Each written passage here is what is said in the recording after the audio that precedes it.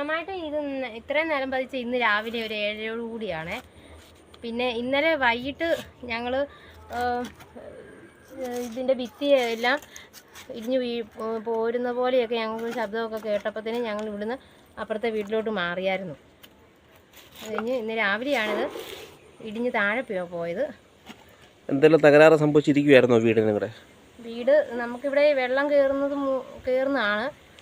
വെള്ളം കയറുന്നത് കൊണ്ട് നമ്മളെക്കൊണ്ട് പിന്നെ അതിനോട്ട് ചെയ്യാനുള്ള ഇതുണ്ടാത്തത് കൊണ്ട് ബലക്ഷയം പോകുന്ന രീതിയിൽ തന്നെ ഞങ്ങൾ ഒരു ഇരുത്ത് ആയിരുന്നു.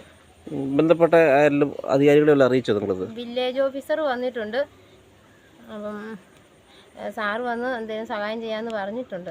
നാശനഷ്ടം നമുക്ക് അത്യാവശ്യം വേണ്ടിയ തുണി അങ്ങനെയൊക്കെ നമുക്ക് മാറ്റാൻ പറ്റുള്ളൂ. ബാക്കി അല്ലാത്ത അലമാര, മേശകള്, ഫാന അങ്ങനെയുള്ളതെല്ലാം നഷ്ടപ്പെട്ടു പോയി. ഈ അപകടം നടക്കുമ്പോൾ ഈ വീടിനകത്തുണ്ടായിരുന്നോ? അപകടം നടക്കുമ്പോൾ നമ്മൾ വീടിൻ്റെ അകത്തില്ലായിരുന്നു. മുൻകൂട്ടി അറിയാവുന്നതുകൊണ്ട് നമ്മൾ ഇന്നലെ വൈകിട്ട് ഇവിടുന്ന് മാറിയായിരുന്നു.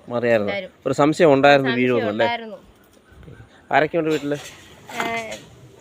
2 പിള്ളേർ, ഞാൻ, ഹസ്ബൻഡ്, പിന്നെ ചേട്ടൻ്റെ അമ്മയുണ്ട്, ഹൃദ്രോഗിയാണ്.